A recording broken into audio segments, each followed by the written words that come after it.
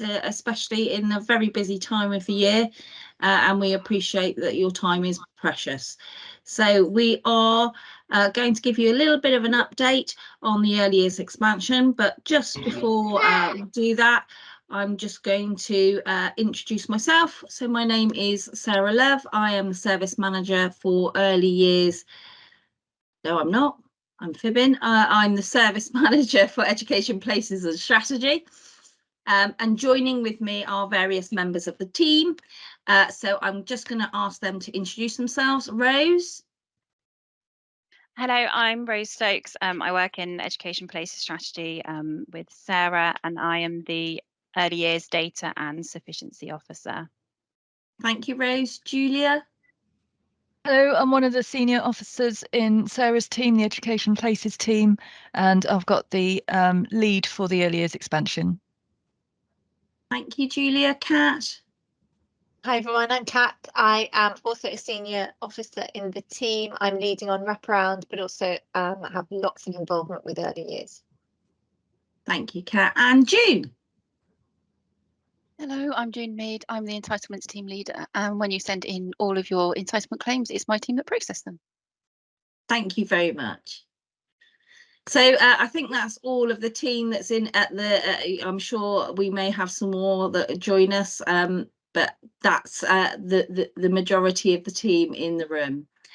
So if we can move on, Julia, slide. So a little bit of housekeeping. We've got a lot of people due on tonight. As I mentioned, we've got over 100 delegates that have signed up. So what we are asking is if you can keep your microphones and cameras off until Q&A. If you have any questions, please feel free to post them in the chat and we will address those as we can. There is a section at the end of the evening where we will address any questions and answers, and we will also formulate that in and produce a sheet that we will put on our website around Q&A. This session is being recorded for those that are unable to attend, but we will stop the recording at the Q&A, and as I said, we will compile the questions and answers and put those on the website just to save any recording embarrassment, you know, anybody that's concerned about having their questions recorded. So that is what we plan to do, but as I say, if we can keep the cameras off, purely because there is so many people joining us and we want the connectivity to stay the same. Okay, thank you, Julia. So the agenda, oh, back one, sorry, Julia. So the agenda this evening, have we lost an agenda? There we go, thank you. So we are going to give an overview of the early years expansion and the wraparound programme that is due to be implemented as of the 1st of April. June is going to give us an overview of the funding and the claiming and the entitlements. Kat is going to give us an overview of the sufficiency within the west side of the county. Am I right? No, east tonight. Sorry, it was west last night. East side of the county. Some information which is very relevant around the autumn survey that we put out. What you can expect as future support from the team. Some information on training. Unfortunately, my colleagues Nikki Difford and Joe are unable to join us tonight as they are delivering training themselves, but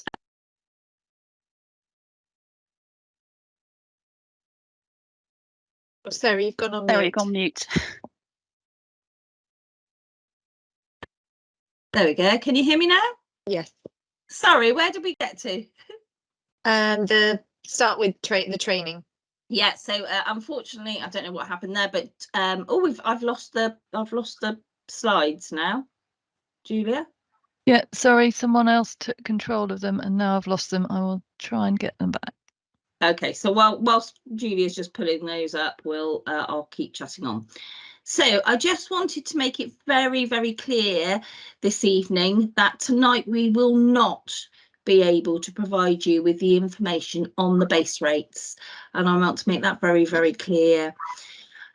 So as an authority, we receive a sum of money from the government, and what happens is we then have to calculate that to look at what that is in regards to an hourly rate that we can pass across to providers, and that is, means we have to look at a lot of the data, and we need to look at data for the take up of hours. Now, there is a specific issue or barrier to calculating that this year, because obviously there is an unknown entity in regards to the take up of the new working families entitlement for 2-year-olds, and then obviously in September the 9-month-old entitlement. So our colleagues are currently working extremely hard to get this calculation completed.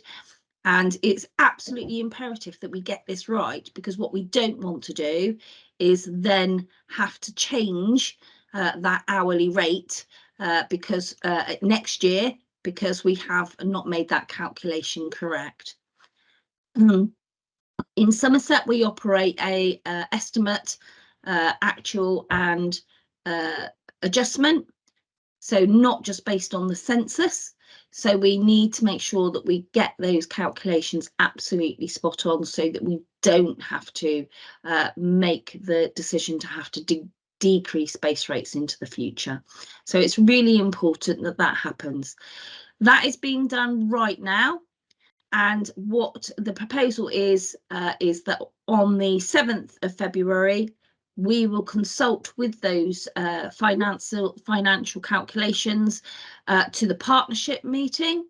And as I said, that's on the 7th of February. That is a public meeting. So once that goes out on the 7th, on the 8th of February, June and myself will make sure that the base rates, indicative rates, are sent out to all providers via the portal. And as I say, they will be indicative figures because they have to be endorsed through due process at our schools forum meeting, and that meeting is not until the 21st of February. So we appreciate this is frustrating. It's as frustrating for us as well, but we do have to follow due process. So once we've hit the consultation through the partnership on the 7th, we will then move to getting indicative rates out via the portal on the 8th. Endorsement is expected by the schools forum on the 21st of February, and then those rates will be set. In regards to forecasting, we would strongly advise, we appreciate that you need to do that. To think about your business model and your operating model moving to the future. So we would currently propose that you forecast using your current base rates for the early years entitlement. Obviously the 9-month one won't come until September, but we will be delivering that rate again on the 7th of February. But we would encourage you to use your existing base rates, because what I can say is that those base rates will not go down.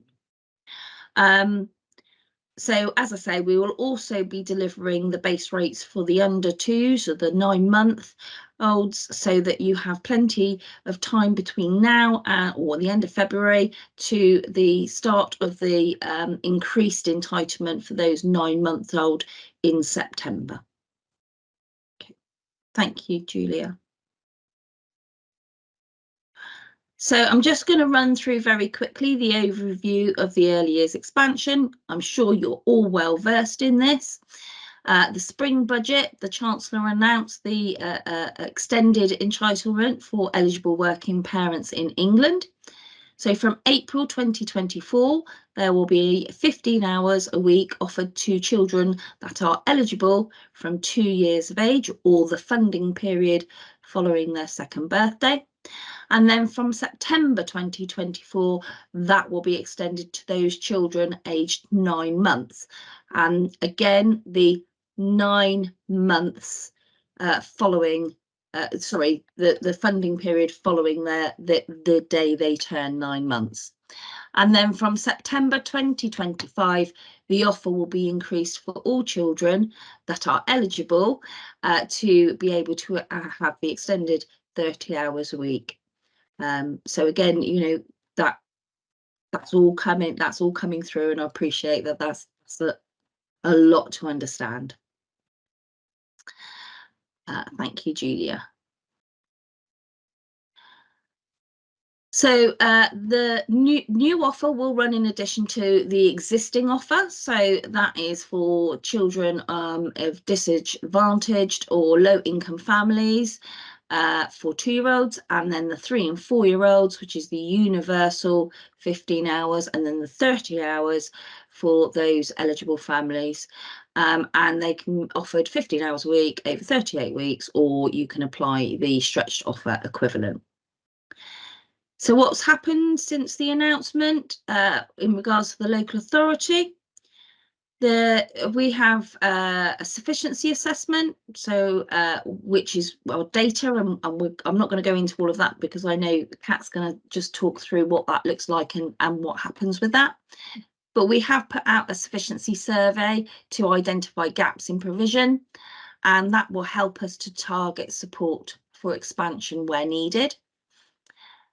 We are considering and looking at the availability of grant funding for providers to increase the number of early years places where needed. So we have had some central government funding for that. And again, later on in the slide deck, I'll talk about that.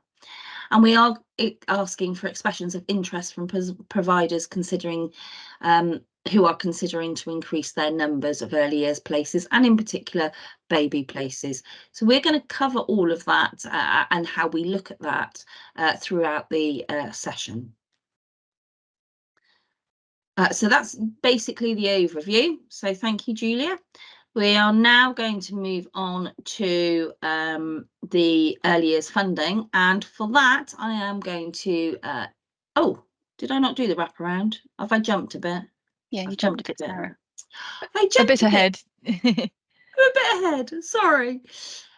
The other programme that the DFE or the central government have introduced is the Wraparound Care Programme, and that is the ambition of this government to ensure that all primary age children have access to wraparound care by September 2026. So we're developing plans for offering training and mechanisms for resource. We're looking at grants and the capital, and again I'll explain that a little bit later on in the presentation. Early years providers based on near school sites may offer a key supportive role to schools, and in particular childminders, and again we'll elaborate on what that looks like moving forward. And we do expect to have more information over the coming months, and we'll be providing information to providers, schools, parents and childminders as and when we get that and we receive that information. So there is going to be quite a lot coming up over the next 12 months in regards to all of these agendas. Okay. So now, without jumping the gun, we're going to be talking about the early years funding, and I'd like to introduce June.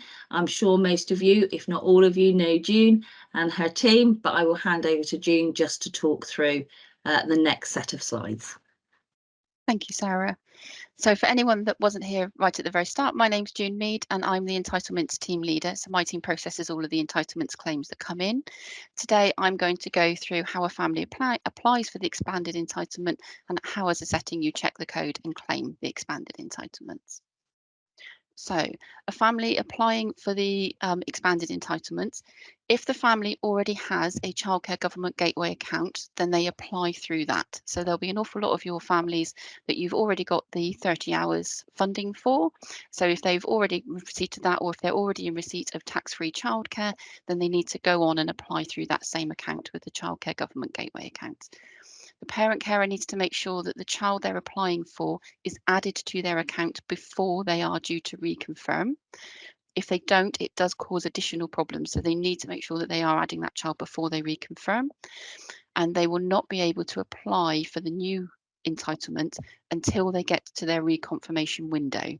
So if you've got some families that are getting tax-free childcare for their 2-year-old, they won't be able to apply for the expanded code until they actually get to their reconfirmation window. We've been notified by HMRC that as long as the parent is already getting tax-free childcare for their 2-year-old, if their reconfirmation window opens on or after the 15th of February, then HMRC will send a letter to the parent with a temporary code to ensure that they can claim the funding from the 1st of April. So you may well get parents coming to you with the letters to give you the temporary code, or just telling you that they've got temporary code, and we're expecting those to be a 11 number for the temporary codes. However, when they do get to the point when they are in their reconfirmation window, even if they've got a temporary code, they still need to make sure that they go on and reconfirm so that they can then have the process going through as it would normally be for all of their children. If you've got a family that doesn't have a Childcare Government Gateway account at the moment, they then need to go through the Childcare Choices website. So if you don't mind going to the next slide, if they go to the Childcare Choices website, there's a number of different options on there about different lots of childcare that's available. They scroll down to this particular part, which says the 15 and 30 hours childcare, and it now, thankfully, has been updated to say that they are now accepting applications for 2-year-olds. So they just click on the Apply Now button and then work through that process. So if you can go to the next slide. So the next bit that they will see on the next window is when to apply, and it just goes through all the different bits with them. So as you can see here, it says that they can apply from when their child is either 1 year and 36 weeks, or if they're currently applying for the 30 hours, 2 years and 36 weeks. Obviously, we wouldn't recommend they apply quite that early, because as a lot of you will know, they will get their code will have expired before they've even had a chance to use it. So the recommended time to apply that HMRC and the government have put on here, we would absolutely agree with, because if they get their code during those particular dates, so if we're looking at the beginning of April, if they apply now up until the end of February, their code should then be absolutely fine for them to use from the 1st of April. The other thing that it does tell parents, and you can see at the bottom of this slide, it says you must have a valid code by the end of the month before a new term starts. And that is really important. It's not just for the expanded entitlement, but also for the current 30 hours entitlement. If a parent gets a code and they get it too late, so they get it after the term has already started, that code will not be valid for that particular term. So if we can go to the next slide. As I said, it's very important that a parent apply for and receive their code before the funding period in which they wish to use it. So to be eligible for the summer, they need to have applied and got their code with the start date of the 31st of March 2024 or before, and the end date must be after the 1st of April 2024. So any code with a start date after the 31st of March will not be eligible in the summer funding period, and the family will have to pay you. Any code that's got an end date that is before the 1st of April won't be valid in the summer funding period for the funded 2-year-olds. So the parent will need to make sure they reconfirm by the 31st of March to be eligible. If they don't, they won't be eligible, and they will also have to pay. Okay.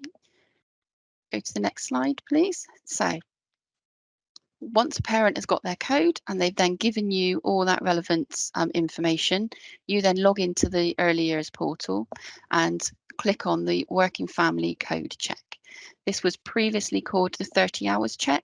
We've done the upgrade today on the system, which we are all very pleased about, and hopefully it will work really well for yourselves. You can now run all of your codes for any family that you think might be eligible for the expanded entitlement from April. The system will now process those absolutely fine.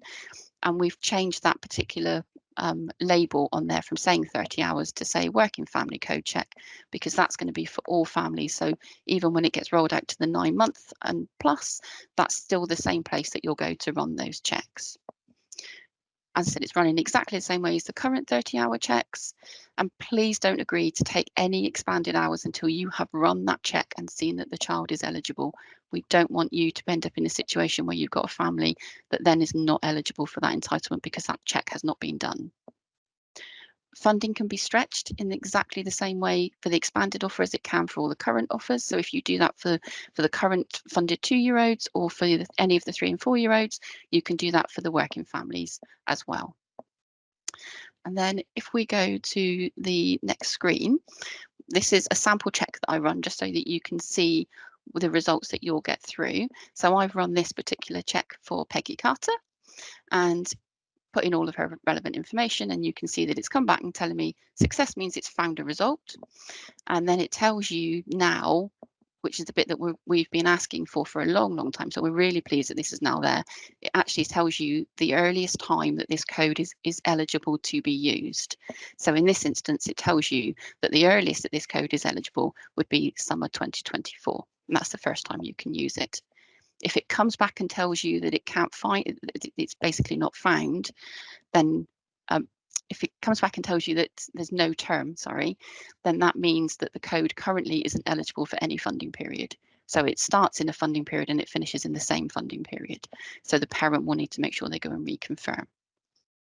Hopefully that will help a lot because we know that the dates coming through can be really confusing.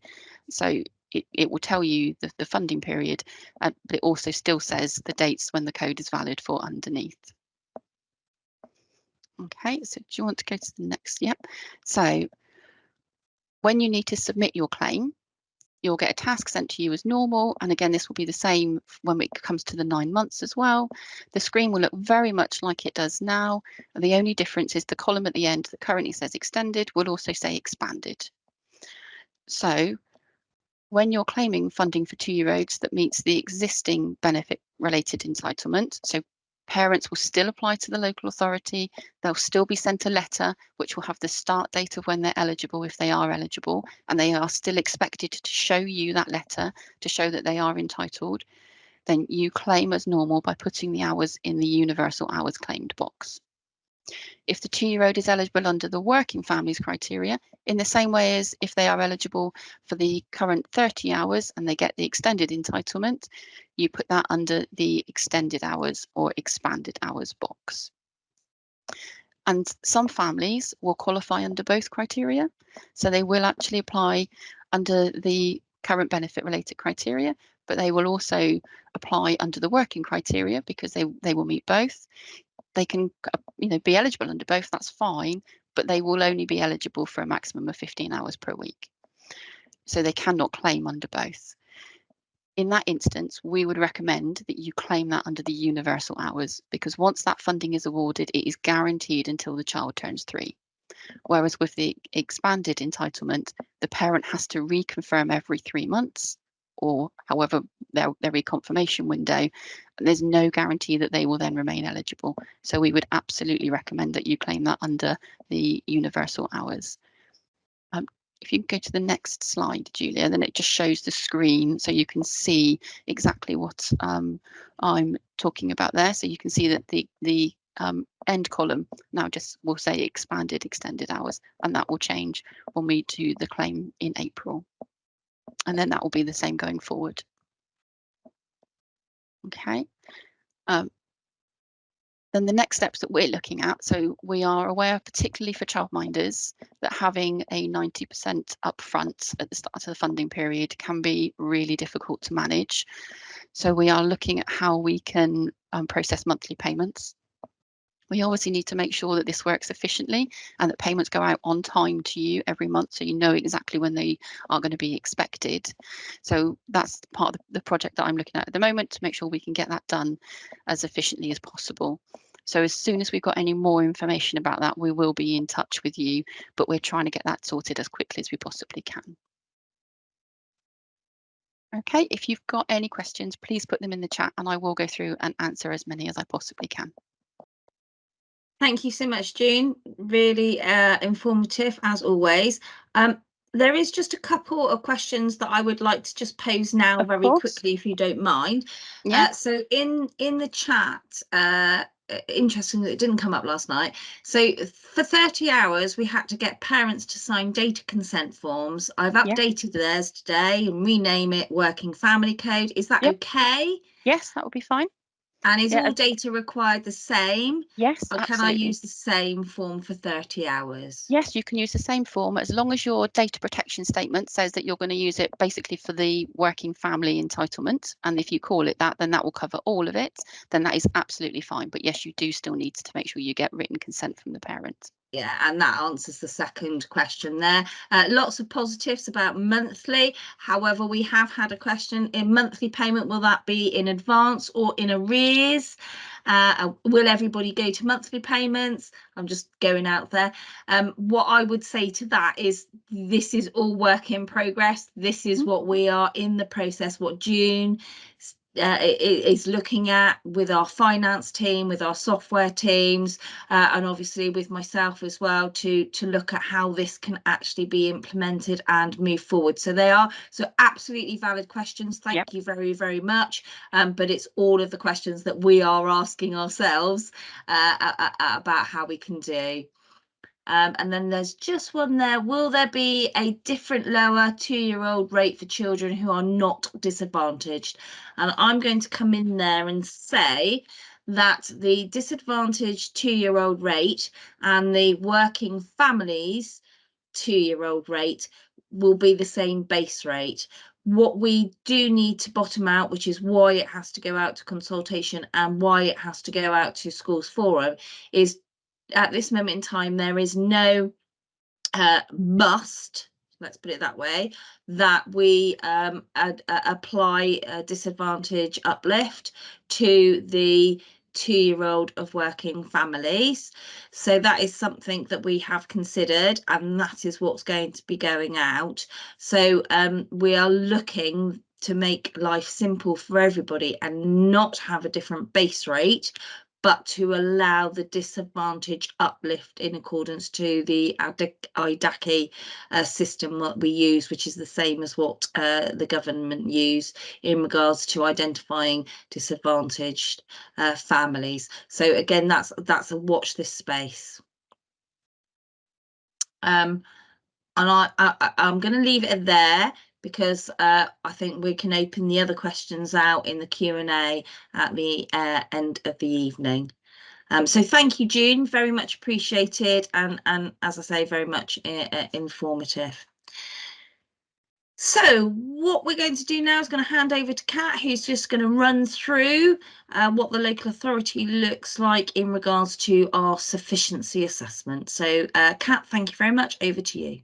Thank you, Sarah. And yeah, for anyone joining late, my name's Kat, although if you get an email from me, it will say my full name, which is Catherine, so Catherine Bird. And I pick up lots of early year settings in the East, which is why I'm presenting to you tonight. So if there's a particular piece of work that I might be doing with you, some of you might know me already. Thank you. Next slide, Julia. So what I'm going to talk about, first of all, is the way that we calculate our sufficiency, because as a local authority, we are duty bound to ensure there is sufficiency of early years places in the county. I don't want to go too much into that calculation because it's been a long week, I'm sure. I don't want to lose you all, but to give you a general gist of how we work it out, our sufficiency data is based on theoretical data, and how it generally works is we work out the supply, or we create a figure based on supply, which is all to do with the number of hours early years providers say that you're open, and we convert that into a full-time equivalent place based on a 30-hour-a-week model. And then we take demand away from that. And the way we work out demand is you look at the number of early years children in an area and how many hours are available. And also we look at the DfE gives us a formula for how many hours in our area they feel that children are accessing that early years care. And then that comes out with a figure that gives us our sufficiency. So how many places we have available. It's very similar to school data. So for school data, you have how many schools, the number of places the schools offer, how many children of school age are in an area. And so therefore, that's how we calculate whether we have sufficient school places. But the very tricky thing with early years data is that unlike schools, not all children have to access early years. So we'll have some families that will put their children into early years settings 5 days a week. Some will choose not to use it at all, or may only start to use it when they're 3 or 4. And we don't have catchment areas. So again, unlike schools where we can see, well, if that child lives there, generally speaking, they're going to go to this particular school. We could have children accessing an early years setting right by their house. We could have children accessing an early years setting because it's on a commuter route to their family's place of work. It might be an early years setting near to where grandparents live because they're going to help with pickups. Or, you know, there's any possible way that that could work, which therefore makes the data very, very difficult. And the other thing we have to throw into the data is we're constantly in this county having a huge amount of housing developments. And every time we hear of a potential housing development, we're thinking about, well, that is going to produce a new yield of potential early years children. So it's a constant juggling act, and it's a constant challenge to make sure we have got the right data, but it gives us a starting point. And that's sort of where we take our data, but obviously we're going to do a lot more with it. And so your role to help us with making sure our data is as accurate as possible is to make sure we have the correct information about your setting. And the way you can do this is using the self-update portal, because that gives us the most up-to-date picture about how many hours you're open, what your capacity is, because then that is instantly updating the supply data, which then is updating our sufficiency. Even this week, I was working with a setting who asked for a sufficiency report, because we can do that for your area if you're interested in the number of places that we think are available. And when Rose produced the sufficiency report, she had it that that setting were only open for 4 days a week, whereas they instantly came back to us and said, actually, we're now open for 5.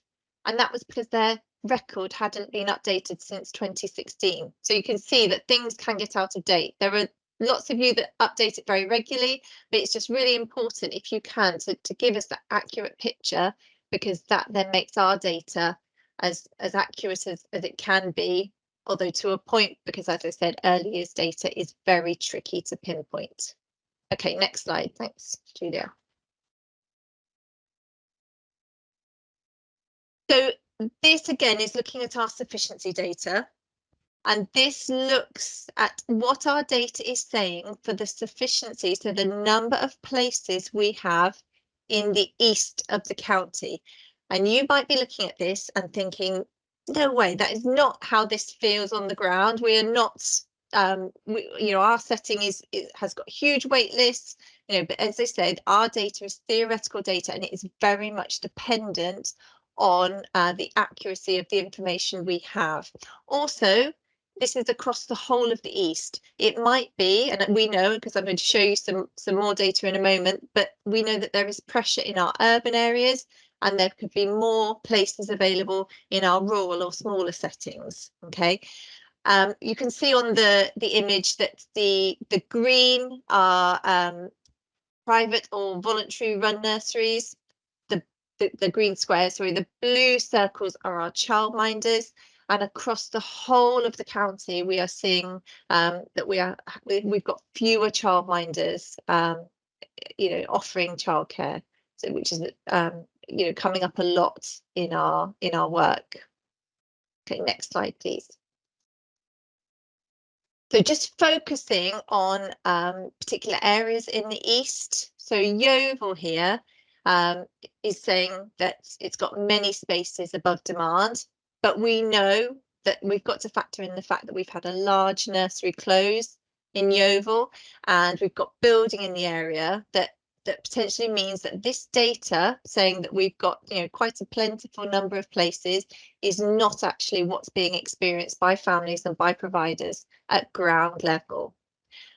And as I touched upon, because our supply and demand data through your self-update portal is based upon your Ofsted registered capacity, it may be that because of recruitment, you've had to close a room, or you've had to decrease the numbers that you are saying that are available. Again, it's really important if you can update your self-update portal with that information, then that means that our picture, our data is going to be more accurate. So then we can make sure we are focusing that sufficiency in the right areas. Okay, if we look at Frome next, please. So we've been seeing, as a team, we commented that we've been seeing quite a lot of brokerage requests come into Frome. That's when families will get in touch through the Somerset Council website to say, I need some help finding childcare in a certain area. That's what we term as a brokerage request. We've seen quite a lot recently come in from Frome. I've been doing a lot of close work in the town of Frome with the schools, but also we've had some early years focus there. And we know when we showed this data to people in Frome, the school leaders and people involved in early years, they couldn't believe that we were saying that we had lots of places available.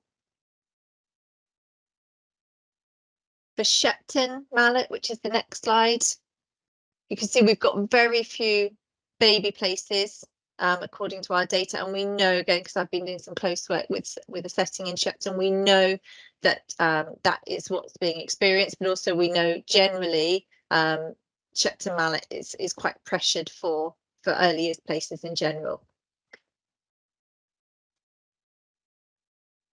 And Chard, again, the data is showing that we've got quite, we've got quite a lot of 3- and 4-year-old places, and it is saying we've got places above demand for babies and for 2-year-olds. But from anecdotal knowledge in the team, we know that actually 2-year-old places are quite a challenge in Chard. And Ilminster. So that red for 3 and 4 is quite interesting, because typically we see that there's more pressure on babies. 2-year-old places, we get a few more, but 3 and 4 typically is quite plentiful. That's when we find there's more settings, because more settings are open from the age of 2, or more settings just offering preschool age. So the fact that our data is showing that there is below demand places in Ilminster is quite interesting. So that's all I'm really going to say on sufficiency for the moment. We're going to go on to the survey in just a second, but what I did just wanted to say before we finish with sufficiency is, we as a local authority, we can have that data, and that's our theoretical data. It gives us a baseline, but you as providers, you're on the ground, you've got that ability to really impact your business model. So through your knowledge of knowing the demographics of the families that you are serving, knowing things like what the typical working patterns are for the families that you're serving, to really sort of curate your business model, and to think about how you can maximize demand for your setting. And so, as I said quite a few times, regular self-updates, and it was brilliant. We told this to the West last night, and our inbox was inundated with lots of self-updates, which is fantastic.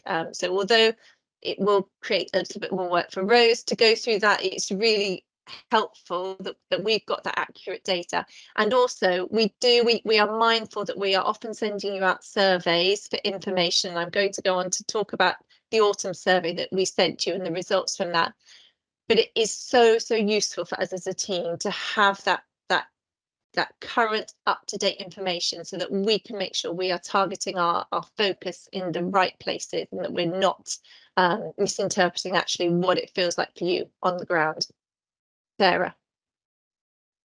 Thanks, Kate. I think you said it all, but I just wanted to reiterate, those of you that know me, I've been in the business here for a little while, and it always frustrates me that our sufficiency assessment and our data doesn't really give us a true picture. And we have to be very, very mindful that we get all of the statistical information from central government. We get, the GP surgeries, birth data, etc., etc. And yet, I've had many a conversation with my team and in particular in an experience of my own where I was looking for a place for my grandson last year, and there was just no availability, but our sufficiency was saying yeah there's availability. So it's absolutely imperative that you do provide that information, because if we don't know you've got a waiting list and you haven't got any places for whatever reason, it might well be the retention and recruitment issue and you've had to cap your numbers or close a room or whatever, but we have to have a baseline, and our sufficiency assessment is our baseline. So absolutely, I just reiterate what Kat has already said, that your update portal is really important to us, and you'll probably find that we're about to publish our sufficiency assessment this year. Rose has worked really hard. We are also including the economical development, and commercial development. So we're including in the report what the working patterns are in particular areas. So we can see that as well. So we're trying to put as much detailed information into our annual sufficiency report, but our annual sufficiency report is a snapshot in time. And as Kat has already alluded to, things change almost on a weekly basis, especially around planning permissions and future developments. So you've got the knowledge on the ground floor. Do support by feeding that through your self-update portal. Sorry, and I'm going to shut up now and go back to Kat. Okay. So as I said, surveys are really useful for us, because we know, looking at that theoretical data, we know that is not giving us the full picture. So that's why having that contact with you through surveys, or if surveys aren't effective, sometimes we might have to call if we really urgently need some information. That enables us to get what we feel is a more accurate picture. So we sent a survey in the autumn. I'm going to show you some data. The next 3 or 4 slides relate to the whole of the county, but then I'm going to focus on some of our hotspot areas in the east. So first, again, this is for the whole county. We had 138 of our group care providers respond to the survey, which is just under half. So thank you to all of those that did, with 65% of those reporting that their occupancy is full or nearly full. And also from the data on the right hand side of the screen, you can see that for 2s and under 2s especially, we're seeing pressure on places, and around half of those who responded are saying that they are holding waiting lists for your babies and your 2s. It's also important to point out of the group settings that responded, so the 138 of those group settings that responded, only 40% of those currently accommodate under 2s. And with the expansion of funding coming in, particularly in September 2024, when that funding is for eligible children from 9 months, this is only going to likely increase demand for those under 2 places. Next slide, please.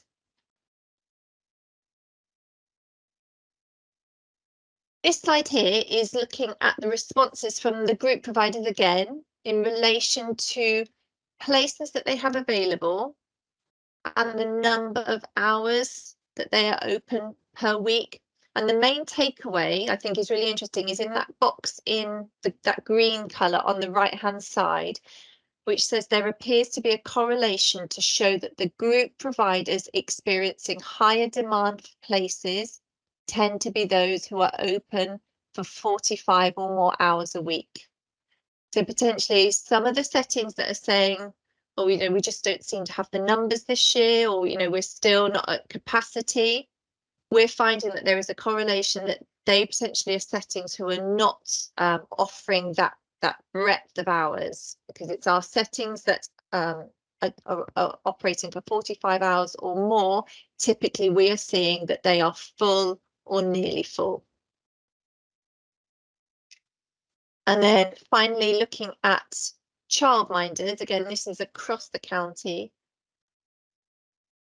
Thank you. So 55 childminders responded to the survey, and that represents almost a third of our childminders now. That's across the county. So you can therefore see the low number of childminders that we have in Somerset. 100% of those who responded accommodated under twos. But you can see from that availability for each age group, 80% or more are saying that they've got no places.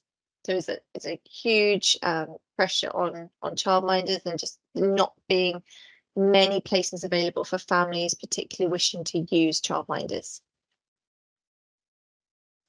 Next slide, please.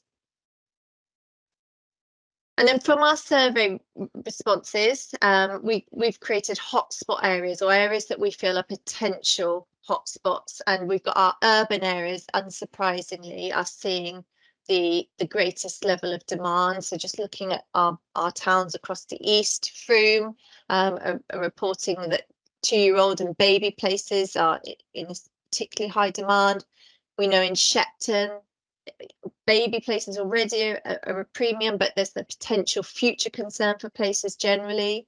Yeovil, we know 2-year-old and baby places are in high demand, and Ilminster for baby places. And Chard, don't want to forget at the bottom, 2-year-old and baby places as well, seeing lots of demand. So if we hone in on those areas, so let's look at Yeovil. So you can see from the red, and there's a lot of red on that map, on that chart, sorry, almost half of the group providers completing the survey in Yeovil. So thank you to those 10 out of the 22 completed it, and a little under half of the childminders.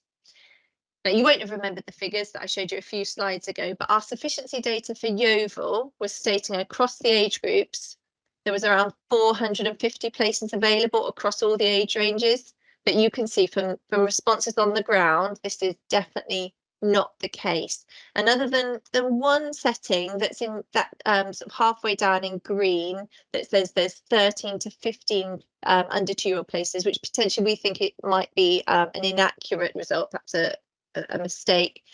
There are very, very few baby places. And just to make it clear, we have anonymized the data, so we haven't said which settings are saying this. We know because of the survey responses that came to us.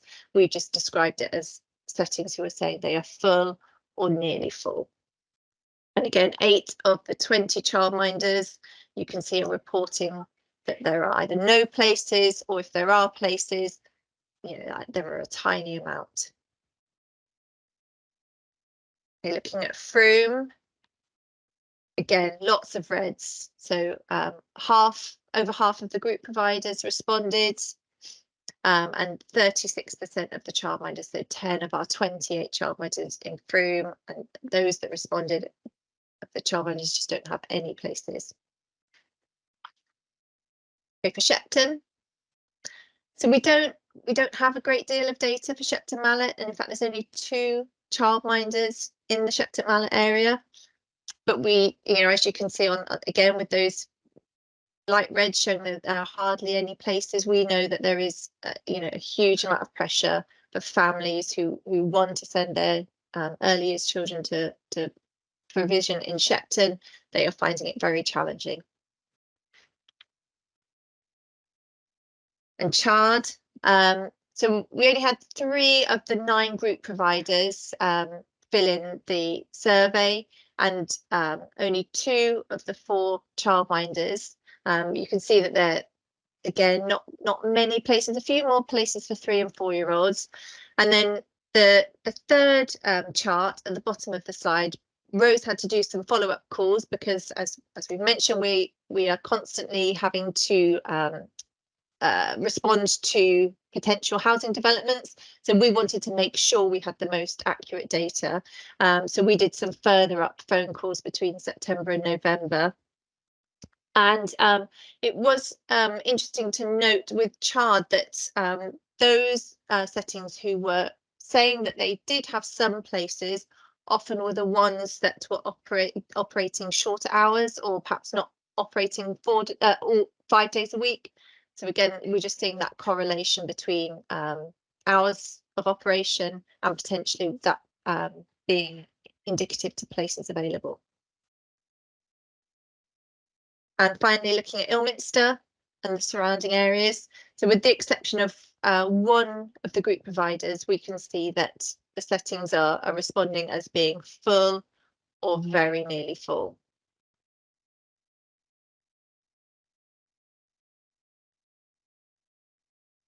Over to you, Sarah.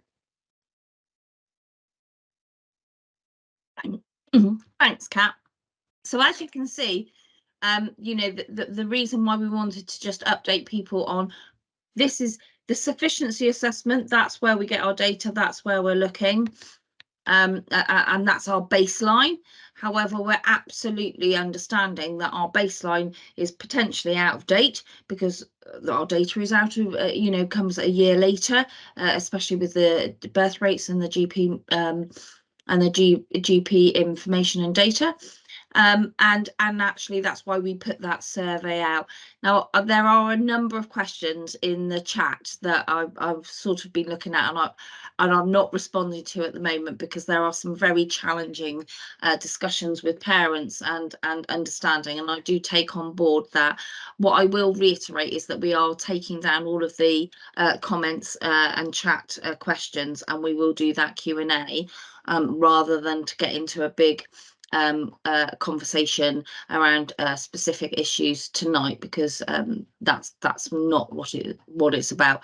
But I absolutely empathise with you all in the respect and in particular to childminders, that, you know, we know you've got massive waiting lists. You know, that is why we run a sufficiency report, and then Rose very kindly does that phone around to say, actually, what's this like for you, and we have this continuous battle in getting that most up-to-date information to make sure that we can absolutely map supply and demand and make sure that we target the areas that we need to target to support sufficiency. You know, and as I said earlier, you know, we understand that our data is not great, but we have to have a starting point, and that starting point is the data that comes from the DFE and GP surgeries, etc. So I'm going to just move through now the future support that we are looking for or looking to provide within the local authority. So we have dedicated officer support. So we have Julia is the overarching lead for the early years expansion. Julia will oversee that. That doesn't mean it's solely her responsibility, but she has that overarching responsibility to oversee the expansion. And then the wraparound expansion sits with Kat. Any queries or questions that you have, please feel free to pop into the Education Places website, email address even, which is there, and it will be signposted to the relevant team member to look at. We are in the process of putting out a recruitment for a further support officer that will support on the wraparound, because the wraparound, although the early years expansion is coming in from the 1st of April, the wraparound programme is a massive agenda going through the next 2 years. So and there is a huge amount of work to do that. So we're looking at recruiting a wraparound support officer on a fixed term contract that will support Kat in looking at that agenda and moving that forward. The Education Places team, that's us. We are here to support you around your business, about your expansion possibilities, about your operational delivery. As I said, Rose sits on our team. She deals with all of our data, and she looks at supply and demand, and she looks at the sufficiency assessments. So actually, you know, we're your first port of call in regards to if you're thinking about the expansion of your setting and what that looks like for you. We will be putting scheduled social media posts out for parents. We'll be looking at targeted recruitment, and in particular for childminders. We are absolutely desperate for more childminders to register. You know, that they are going to provide a massive backbone to the childcare agenda, and in particular for the wraparound care. So do look out for that, do encourage, do share such posts. I've just popped in there my email address. You're very welcome to contact me directly, and I have the responsibility to oversee sufficiency of early years, as well as wraparound, as well as school-based planning. So you're very welcome to contact me. I did note in the chat there was something about, I think there was a question about how can they access the survey. The survey has now been closed, but I can assure you you can update your information on the self-update portal, but it is very, very likely that we will be putting out another survey in the not too distant future, just because of the sheer volume of this agenda. Thank you, Julia. Okay, so this bit might interest you. We have been awarded from the DFE a capital grant to support the expansion of early years and wraparound. Unhelpfully, it has come into the authority in a lump sum, or it hasn't actually arrived in the authority as yet. So it's just under £1 million. They've weighted it at 80% for early years expansion and around 20% for the wraparound delivery. So as I say, £1 million across the whole of Somerset does not go very far. So we are in the process of looking at that and what that looks like to be able to put out to providers to get that money out there. We are, looking at small expansion projects. We're not looking at providing new nurseries. We're not looking at providing new buildings. What we're looking at is our existing providers and how we can support our existing providers to increase their capacity or increase their places. So we are looking at a small grants programme. And in particular, we are looking at our hotspot areas according to our sufficiency and the evidence that we have in regards to your information that you provide us. And as always, with the new introduction of the 9-month agenda, we are looking at those baby places, because that is the highlight of our sufficiency assessment. That's where we have big gaps. Oh, excuse me. So we are looking to invite you to an expression of interest using the form, and I think can I ask someone to pop the form into the chat, the expression of interest form into the chat. It'll also go out in the e-bulletin, and we hope to put some social media. What we are interested in is understanding those providers in the sector that, thank you Rose, that will that are looking to increase their capacity, to increase their places, and we are inviting a notification of interest. That is not a guarantee that there will be funding in place. It's just giving us an understanding of those providers that are able and have the want to increase their capacities.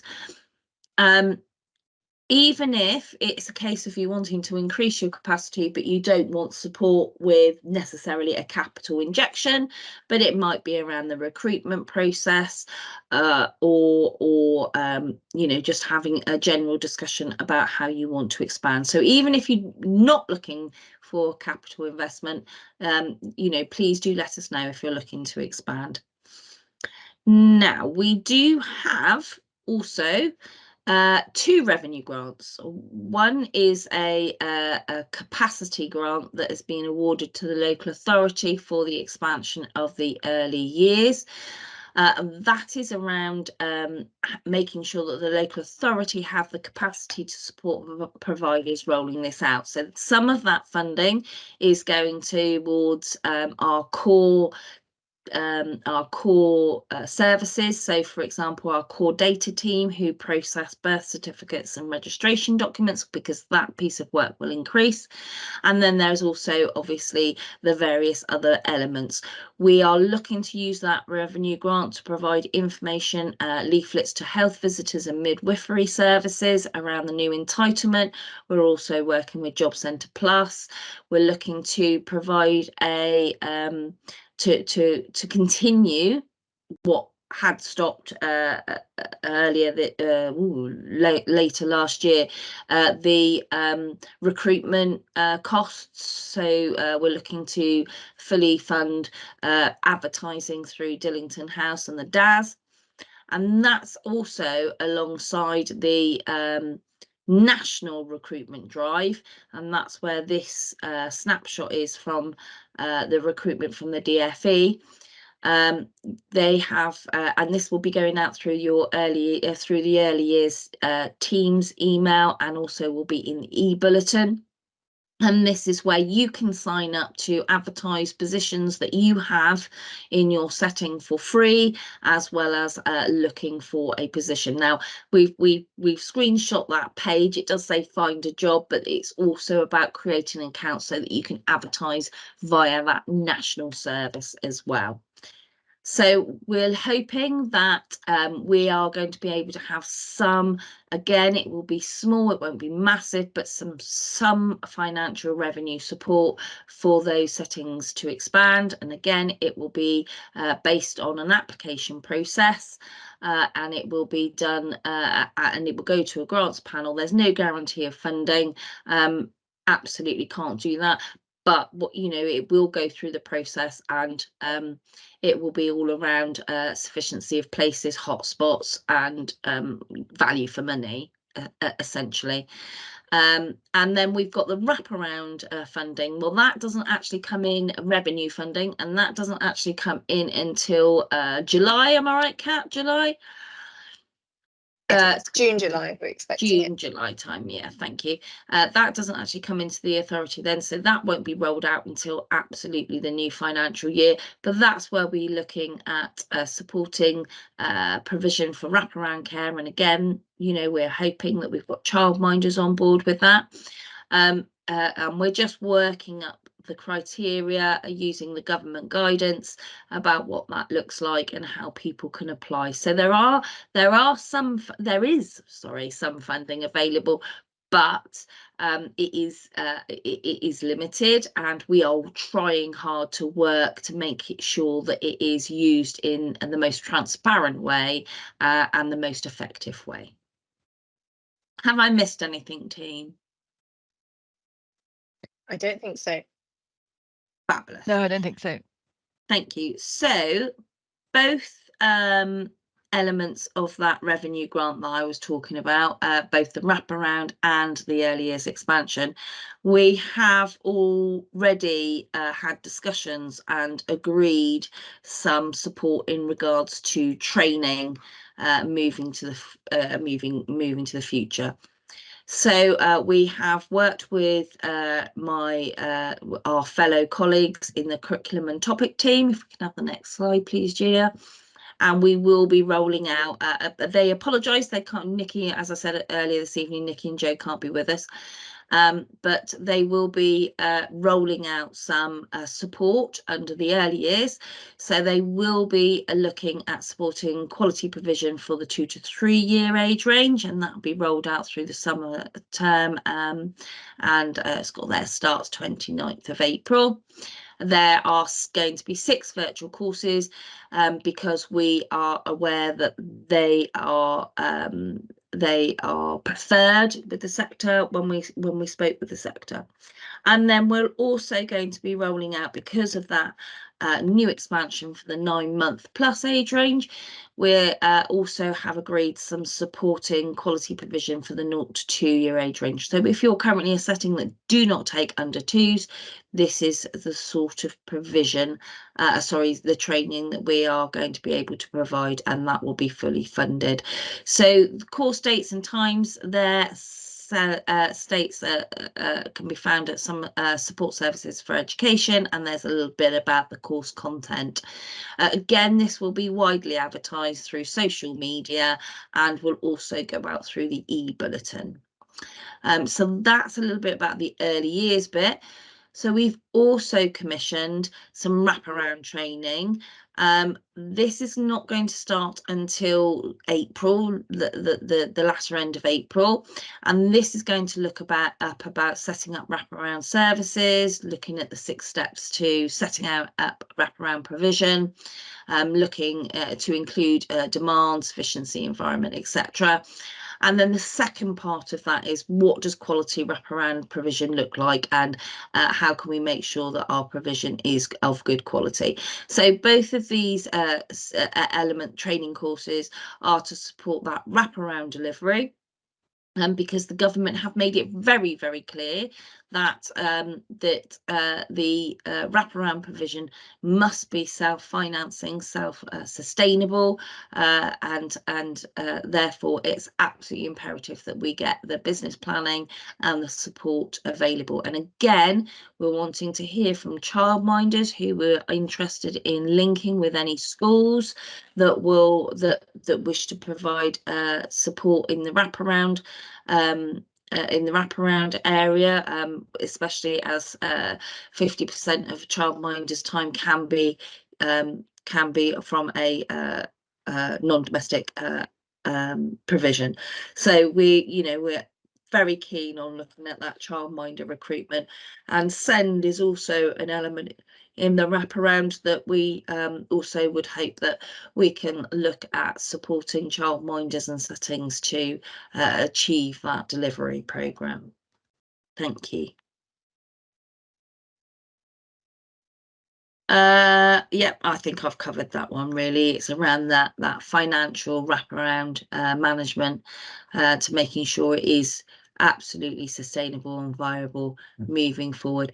Lead is Nikki. I'm sure most of you are aware of Nikki. Nikki is leading on those pieces of delivery training, and with Joe supporting as well, and Kat and Julia will also dip in and dip out to support as well. Our team will also be creating some toolkits as well to help.